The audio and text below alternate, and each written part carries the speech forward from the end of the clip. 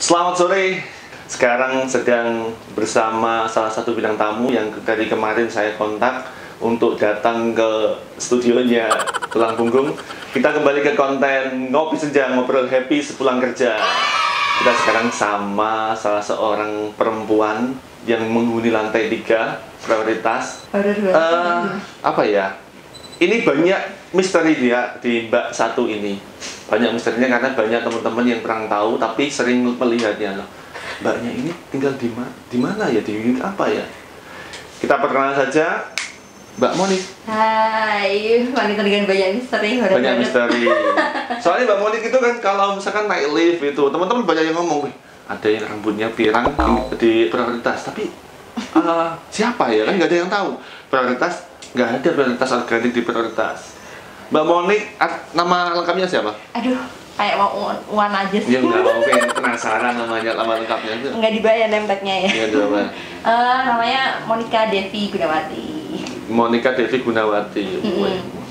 Jalan ya, Mas? Di prioritas ya, prioritas sebagai agentnya. Apa namanya? Agent atau apa tadi kayak itu? Bank S. Bank S. Bank Insurance. Bank Insurance-nya Zurich ya. Iya tuh, mitranya BTN yang dari Zurich. Mulai kapan sih, Pak? Kok tiba-tiba datang gitu, tiba-tiba ada gitu. Aduh, masa sih aku pernah naik ke lantai 4 loh. Masa sih? Iya, awal-awal pas di BTN. Oh, malah Tahunan yang lalu, ini udah mau tahun depan, udah tahun kedua. Oh, udah setahun ya, tapi nggak pernah tahu ya. Artinya nggak tahu itu karena gini, karena pandemi ini kan nggak ada acara ini loh yang morning briefing. Biasanya morning briefing kan pasti kalau ada dari bank insurance yang baru itu kan diperkenalkan di belakang. Mbak Moni udah menikah? Udah belum? Kira-kira udah belum ya? Kameramen, udah apa belum kayaknya? Kayaknya sih belum ya guys. Ya, kalau dari penampakannya belum, tapi kita lihat udah menikah Mbak ya? Udah dong. Udah Laku ini. Anaknya? Anaknya satu buntut. Oh, satu anak. Udah menikah udah punya anak. Cowok-cowok tolong dikondisikan. Jadi tadi tuh bukan nggak tahu, mungkin nggak merhatiin aja. Iya, dan juga kan nggak pernah ngobrol juga. Siapa orang capek yang pernah ngobrol sama kamu? Oh, banyak. Enggak, prioritas saja. Dari prioritas saja. Iya. Juga ada. Mbak Monik itu seger ya? Kamen, kan seger ya? Hah? Seger ya Mbak Monik itu. Kayak ini loh. Masuk. Kayak apa? Es blewah. Oh iya, tapi Kayak es blewah. Dagunya lancip banget. Mbak, pernah kayak gini bertopang dagu ini. Kalau saya bertopang dagu biasa, tapi kalau Mbak Monik bisa terluka tangannya saking lincipnya. Jadi gini mancep man. Mancep saking lincipnya dagunya. Tinggalnya di Semarang. Oh, tinggal di Semarang. Aslinya Jogja. Oh, udah rumah di Semarang ya? Sama suami di Semarang? Iya, masih di PMI. Pondok Mertua Indah? Iya, bener. Masih di PMI. Masih merintis ini. Masih merintis. Nah, rencananya mau menetap di Semarang atau di mana? Kalau rencana sih, kan KTP-nya udah Semarang nih ya. KTP udah Semarang? Iya, KTP udah Semarang. Rencana mau menetap di sini, cuman ya nggak tahu ya kalau namanya kita kerja kan harus siap mutasi kemana aja. Gimana ceritanya kok bisa di Zurich, terus bisa di BPTN Semarang? Apply dong. Hah? Apply di Zurich. Zurichnya mana itu? Zurich Semarang. Semarang, apply. Terus habis itu masuk langsung penempatan di Semarang. Di prioritas Semarang ya? Buka amplop tulisannya Semarang. Oh, gitu. Karena apa? Peterongan. Lulusan mana? Aku lulusan Mercubuana. Mercubuana Jogja? Berarti S1? S1 apa? Ekonomi. S1 ekonomi, berarti SE ya? SE, terus habis itu lulus dari situ, apply di Zurich Semarang malahan? Enggak sih, jadi pas aku S1 tuh udah kerja, jadi pas habis lulus tuh aku malah nikah. Oh, lulus nikah dulu baru bekerja? Iya. Akhirnya setelah menikah, baru cari tambahan kok di rumah aja ya, gak bantu suami ya, akhirnya malah bekerja ikut bekerja ya. Ini nunggu anakku sapih dulu kan pas itu, terus baru kerja lagi. Sekarang umur berapa? 4 tahun. Udah 4 tahun, berarti program kedua ini. Aduh, nanti dulu, belum siap. Ya nggak apa-apa. Gimana rasanya BTN Semarang?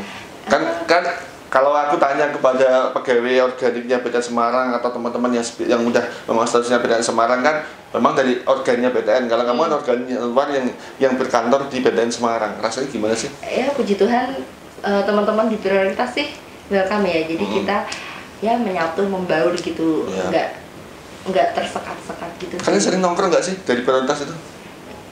Sama teman-teman prioritas sering. Sama Mbak Dara, sama apa Ruth gitu ya.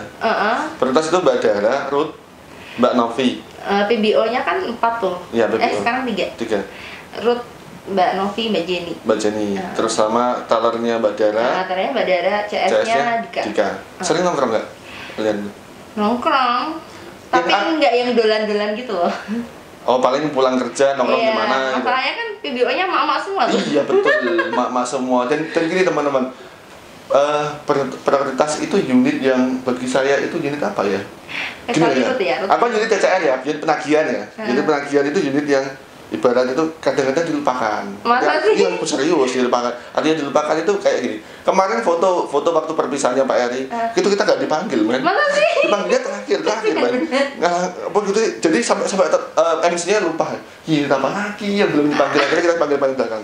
Jadi TCR itu bukan yang nggak dianggap, tapi kadang itu memang kita lebih ke lapangan, jadi nggak terlalu terlihat, bukan dilupakan tapi nggak terlalu terlihat. Tapi kalau PBO itu kayak etalasenya BTN kan? Iya kan, figure out-nya. Betul, kayak etalasenya BTN itu cantik-cantik, pakaiannya bagus-bagus gitu, nggak pernah bau matahari. Ya juga, kita juga muter loh. Muternya kan naik mobil, habis itu ketemu sama nasabah prioritas yang luar biasa, orangnya kaya-kaya gitu. Jangan salah, kadang-kadang tuh nasabah prioritas tuh yang duitnya banyak tuh malah yang kamu nggak duga kalau dia tuh punya duit banyak. Penampilannya biasa. Lebih dari biasa. Maksudnya tuh kayak orang lagi jualan di pasar gitu loh. Tapi ternyata uangnya banyak. Iya. Dan itu tahunya dari mana sih? Gini, aku nggak pernah di unit funding, nggak pernah selama ini di unit funding. Jadi nggak pernah nggak pernah punya feeling bahwa orang ini uangnya banyak, orang ini nggak punya uang, orang ini hanya sok-sokan dengan model ini. Itu kayak gimana sih caranya lihat orang kayak gitu? Kalau secara penampilan, kadang kan orang mikir orang yang duitnya banyak itu pasti bersih. Nah, kita kan tergantung kamu ketemu dia di mana. Kalau pas di acara ya pasti dia bersih dong. Tapi kalau kamu ketemu dia di lapangan kan dia sedang menjalani hari-harinya dia nih. Kayak misalkan penjual pecel lele di pinggir jalan, nggak pernah kebayangkan dia bisa ikut seperuntung dapat laptop juga. Betul. Gitu. Jadi memang ya kayak detektif juga ya, harus tahu ya orangnya ya. Satu-satunya jalan kamu tahu dia potensial apa enggak, ngobrol lah sama dia. Dan Zurich itu asuransi yang nempel sama BTN. Jadi gini, berarti kalau kamu duduk di prioritas itu sifatnya jika ada nasabah prioritas akan ditawari gitu ya produk-produknya Zurich seperti apa. Yang emang udah dipilihin sama PBO-nya. Kira-kira dia masuk nggak kalau ke asuransi? Gitu. Ini ngobrol masalah penampilan lagi guys. Jadi serius, mau penampilan. Istriku itu mantan Aksa Mandiri. Gitu. Di saat jadi kerja di Aksa, luar biasa, penampilannya luar biasa. Sekarang ya pakai daster karena ngurus anak kan ya, jadi ibu. Dan sekarang bagi saya ya baju istri saya ketika bekerja itu ya juga rapi, bagus, kelihatan mewah ya. Kan pakai seragam kalau? Iya, seragam gitu kan kelihatan, mbak-mbaknya Aksa gitu ya. Tapi bagi saya istriku itu lebih cantik ketika dia pakai daster, ngurus anak, jelas lah. Itu adalah idaman saya. Suami idaman ini. Di rumah ngurus anak itu luar biasa. Nah gini, berarti seorang frontliner, kalian jangan termasuk frontliner yang jualan, yang harus bersinggungan dengan orang-orang yang mempunyai dana banyak. Itu kan seorang frontliner itu kan harus berpenampilan sebaik mungkin. Ya minimal enak dilihat lah. Nah gitu, maksudnya enak dilihat. Jadi sebenarnya pertanyaannya gini, orang-orang kayak Om Monik itu sebetulnya nyaman nggak? Artinya nyaman itu, aku tuh sebenarnya orangnya cuek, nggak peduli, nggak, aku harus ke salon lah, aku pengen pengennya terlihat apa adanya, tapi karena tuntutan pekerjaan harus semenarik mungkin, senyaman mungkin dilihat orang.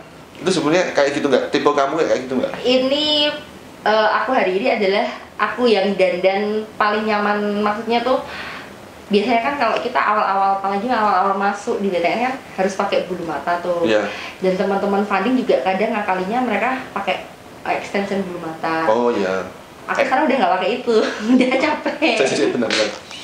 Yang kayak gulungan terus dikasih bulu mata itu namanya apa sih? Extension bulu mata. Enggak, extension kan ditempeli kan ya. Kalau ini loh yang kayak sikat ini, maskara. Oh, maskara. Aku nggak pakai sih. Maskara. Dulu punya temen aku punya temen.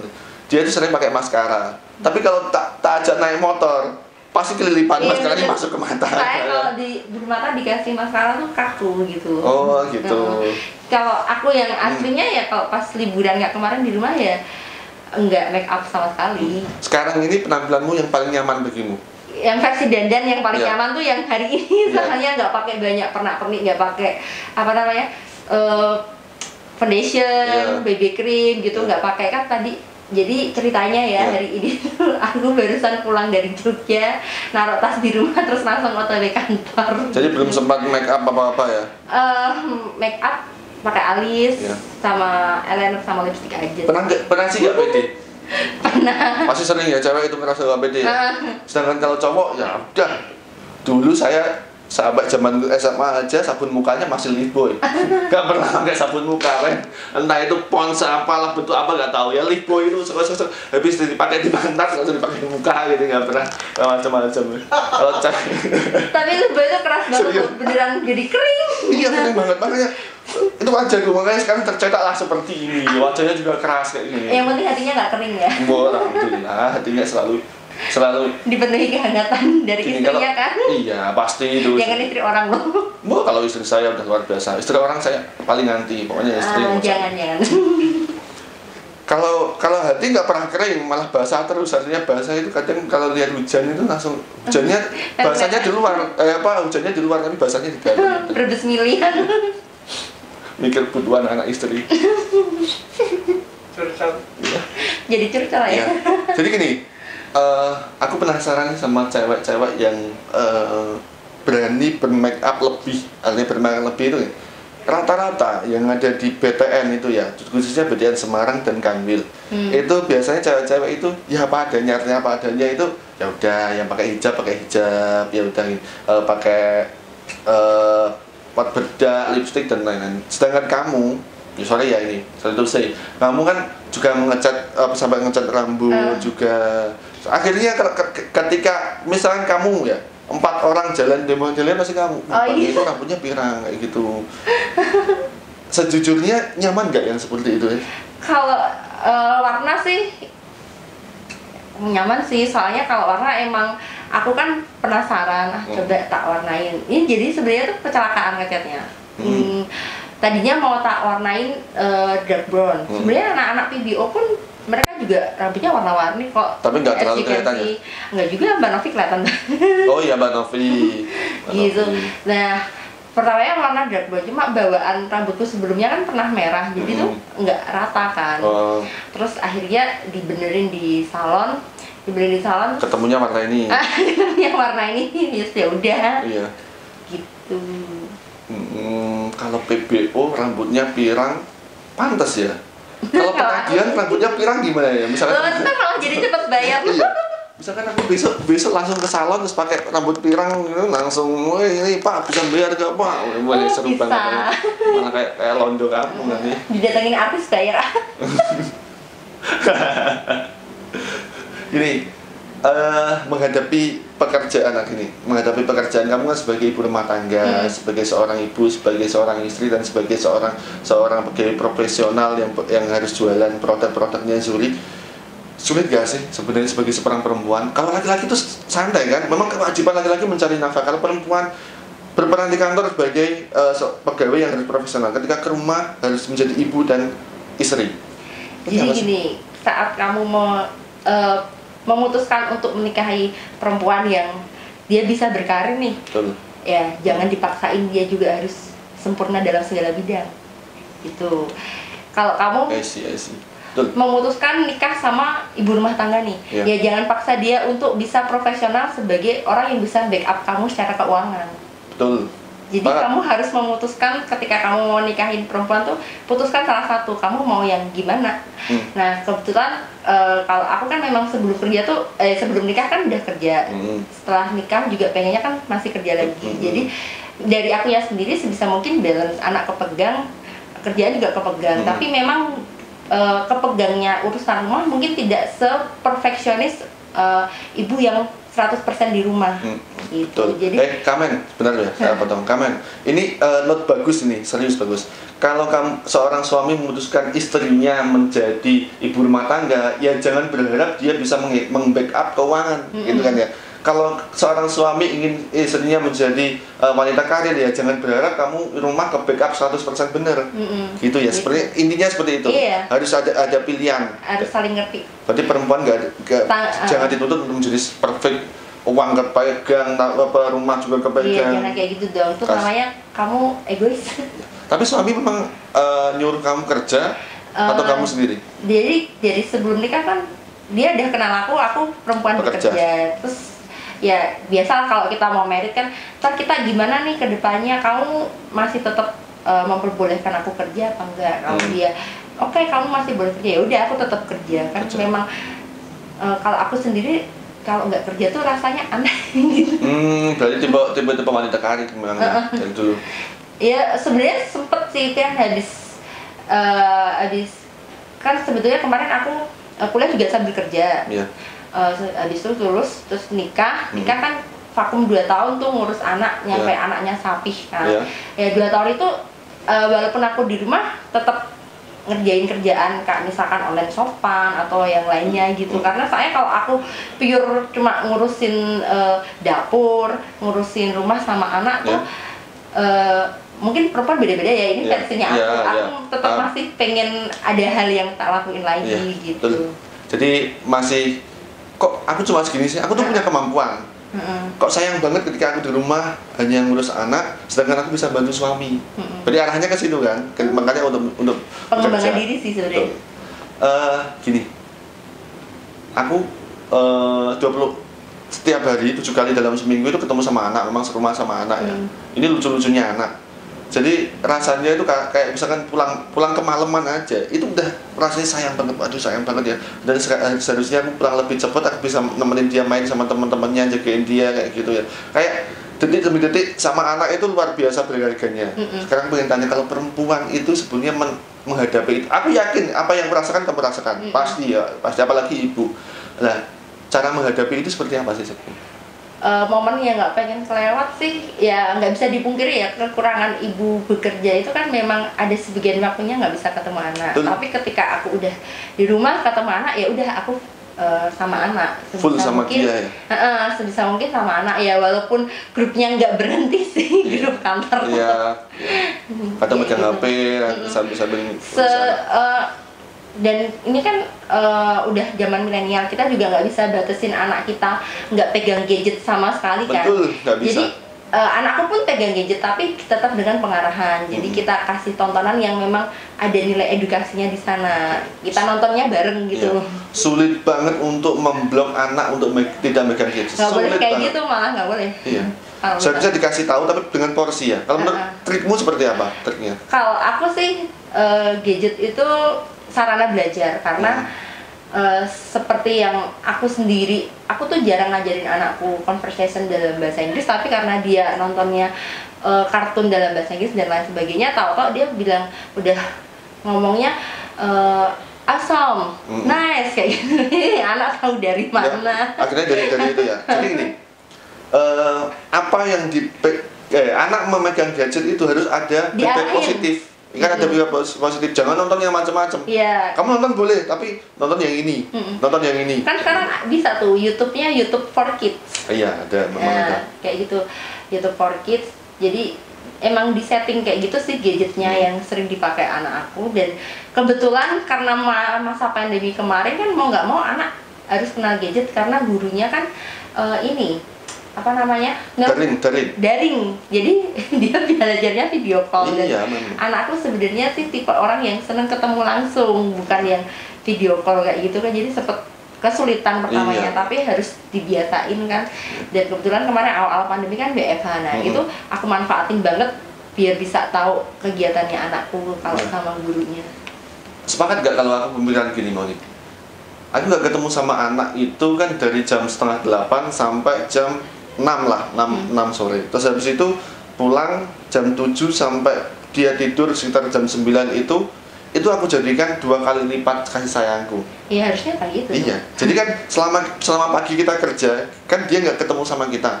Ketika ketemu sama dia, aku benar-benar memberikan 2 kali lipat. Yang biasanya misalnya waktu liburan, aku tinggal dia untuk tidur siang kayak gitu. Itu kan yang 2 jam waktu ketemu sama anak, aku buat 2 kali lipat kasih sayangnya. Benar-benar 2 jam itu buat dia. Sepakat nggak seperti itu? Iya, sepakat. Seperti kamu ya, berarti kalau sekarang hutang, kayak hutang lah. Pagi ini kan pagi sampai sore ini kan kamu hutang ke anak, nggak bisa nemui anak. Ketika malam nanti kamu harus memberikan 2 kali lipat kepada anak Iya, kasih harus sayangnya. kayak gitu dong. Kalau nggak gitu, jangan sampai anak kita lebih deket sama ini ya, sama yang ngomong daripada sama kita. Betul. Gitu. Jadi sebisa mungkin aku sih sering menggali ke anakku sih, hari ini ngapain aja, cerita apa ya. Pancing dia cerita ke kita, dia ngapain aja sering gitu. Jadi memposisikan diri sebagai teman cerita juga. 4 tahun dia bisa cerita ya, dia bisa. Dia udah bisa sih tadi diajak jalan-jalan, beli bisa jajan cerita. apa, beli es krim kayak gitu. Berarti ini Teman teman-teman. curhat. Jangan Ini- sampai dia punya teman curhat orang lain bukan dirinya sendiri. Iya. Jadi ini konten sore hari ini berbobot sekali. Ternyata kita nggak tahu arahnya kemana. Aku baru kenal Monik itu ketika ketemu sebenarnya aku mau nyari si Ruth. Oh, Ruth ya? Mau nyari Ruth keluar, habis itu ketemu kamu, Mbak, mau nggak masuk ke konten? Akhirnya itu WhatsAppan, dan aku baru ngobrol sama Monik. Ternyata obrolan kita mengarah lebih ke edukasi anak. Luar biasa nih. Yang mau punya anak atau yang sudah punya anak, berikan yang terbaik untuk anak ya. Saya juga masih banyak belajar. Iya, harus belajar untuk memberikan terbaik pada anak. Sekarang kan tujuannya memang untuk anak kan ya. Ya mungkin kalau masalah prioritas lebih klubnya ngobrol sama Ruth kali ya, yang pegang langsung. Iya, aku ngobrol sama kamu akhirnya ketemunya malah ngobrol anak. Ngomongin anak. Iya. Kenalan sama suami di mana dulu? Aduh, Seru ini. itu susah. Seru ini, seru. Aku penasaran. Kenalannya di tempat kerja. Tempat kerja. Yang Waktu kerja yang sebelum- pertama ya. Kerjaan yang pertama ketemu sama suami, terus akhirnya nikah. Nikah tahun berapa tuh? 2016. 2016 ini tahun keempat ya. Ini ya Tahun keempat 2016 sorry 2015 anak lahir. Oh iya, berarti Sorry ya Mas Bro. sampai lupa. Nikahan. Waduh, tanggal berapa ya kamu nikah? Oh, ingat dong 27 September. Oh, jangan sampai waduh tanggal berapa gitu. Aku nikah tanggal. Saya suamiku tuh nggak romantis, aku juga nggak romantis. Please, benar aku juga lupa. Atau kan dia lupa. Oh, 12 Februari 2017. Ingat. Untung. Berarti tahun ke-5 menikah. Tahun kelima menikah. Gini. Tahun ke-5 menikah itu kan masih kalau menurut orangnya masih kecil. itu dekade kayak gini. Pernikahan umur 5 tahun ini kan masih kayak orang pacaran kadang ya. Kamu dulu gimana tahun-tahun ini berat apa enggak? Lebih penyelesaian sih. Sebenarnya yang berat itu tahun pertama, kedua, ketiga. Berat ya? Iya. Banyak ujiannya. Kalau aku tahun pertama berat banget. Karena posisinya istriku sebagai pekerja yang super sibuk, dia sama diri kan sibuk banget. Habis itu menjadi ibu rumah tangga, aku nggak pernah maksa, nggak pernah nyuruh dia untuk jadi ibu rumah tangga. Dia sendiri yang memilih menjadi ibu rumah tangga. Habis itu hamil, dan dia hamil. Itu berat banget. Artinya berat itu menyesuaikan diri dari istri pekerja keras, jadi benar-benar ibu rumah tangga di perumahan baru kan, perumahanku beli baru, masih sepi, dia nggak punya kegiatan apa-apa, itu berat banget. Akhirnya moodnya istri itu jelek kayak gitu. Tapi akhirnya sekarang ya alhamdulillah enjoy ya, dia luar biasa. Dia enjoy jadi ibu rumah tangga. Menghadapi konflik dalam rumah tangga kamu gimana? Gini. Aku kasih perjelas kata-katanya. Ada pasangan suami istri ketika suaminya marah, istrinya ikut marah. Akhirnya bentak-bentakan. Tapi habis itu selesai. Habis itu ketika bentak-bentakan ketemu ya udah salah satu akhirnya turun minta maaf selesai. Ada yang satu marah benar-benar diem benar-benar diam, nggak mau bahas masalah itu, sampai benar-benar diam-diaman, nggak pernah diam-diaman baru damai. Kamu lebih tipe apa? Kalau aku sih kalau pas suamiku yang marah, akunya lebih tak diemin, dia yang tak diemin. Kamu diam dulu. Dia udah mulai cooling down, baru tak ajak ngobrol, tapi nggak bahas masalah itu. Kita bahas yang lain dulu. Moodnya balik bagus lagi, baru diselesaikan. Jadi ketika suami marah nggak pernah jawab, diem aja, dia dilihat kalau suamiku marah, dia pertamanya meledak, terus habis itu dia meledak, aku yang kalem gitu. Berarti satu jadi api, satu jadi air, harus seperti itu ya. Terus nanti kalau sudah sama-sama suami sudah turun emosinya, baru diajak ngomong. Kayak gitu. Macam-macam karena memang. Iya, emang menyelesaikan masalah harus tahu karakter pasangan masing-masing sih. Kalau aku ketika aku pemarah sama istriku pemarah. Kalau ada satu pemarah, tapi istri selalu bisa ngimbangi. Kadang dia cuma diam terus habis itu aku yang turun baru bisa ngomong enak. Setelah itu selesai, cepat banget. Aku nggak pernah marah sama istri yang lebih dari 1 kali 24 jam, nggak pernah. Nggak pernah. Selesai. Entah di depannya aku marah-marah sampai ibarat aku nggak pernah mukul perempuan, tapi marah-marah sampai benar-benar marah meledak, terus habis itu tetap selesai. Karena memang itu aku pemarah sih posisinya. Istri lebih sabar. Bagus. Ini juga contoh rumah tangga yang buruk. Apa ya, sama-sama belajar. Pernikahan belum 10 tahun itu kan harus sama-sama belajar seperti apa. Karena banyak kejutannya kalau setelah nikah tuh. Walaupun kamu udah pacaran bertahun-tahun pun kadang berubah. Setelah nikah tuh kamu udah tahu, oh ternyata orangnya kayak gini ya, di kayak gitu. Betul sekali. Kayak gitu. Istriku tuh, orang tua kandungku itu sampai ngomong sama istriku gini. Andai kan kamu kenal lebih lama sama aku ya, istriku kenal lebih lama sama aku, itu mungkin gak mau sama aku. Serius kayak gitu. Berarti kemarin Monica tuh dia matanya masih ketutupan. Bukan masa ketutup, tak cepet-cepetin. 2 bulan kenalan, gimana caranya harus tak lamar, harus tak nikahin cepet-cepetan. Sebelum sadar ya. Betul. Sekarang dia udah sadar. Karena dia, aduh, bujuku ngene ternyata kayak gitu. Tapi ya. Semangat saya hilang. Jadi gitu ya. Semangat saya hilang. Tapi akhirnya sekarang udah luar biasa, udah bisa nikmati. Iyalah, harus belajar, harus sama-sama memperbaiki diri sih. Banyak yang sampai nggak berani menikah karena ketakutan. Benar. Sebelum nikah sama aku juga, suamiku pikirannya dia nggak mau nikah. Jadi, belum mau nikah? Enggak, memang aku nggak usah nikah lah sampai besok-besok. Sampai pikiran kayak gitu? Punya pikiran gitu? Sempat pernah dia punya pikiran, alah aku nggak nikah juga, hidupku tetap berjalan, aku baik-baik aja, fan-fan aja. Tapi sekarang punya anak sama aku. Punya anak, sayang sama kamu, sayang sama anak, bisa nikmati keluarga, jalan-jalan bareng. Nanti kayak gitu kan. Banyak orang ketakutan selama nikah, kamu tadi bisa nggak ya menghadapi orang lain.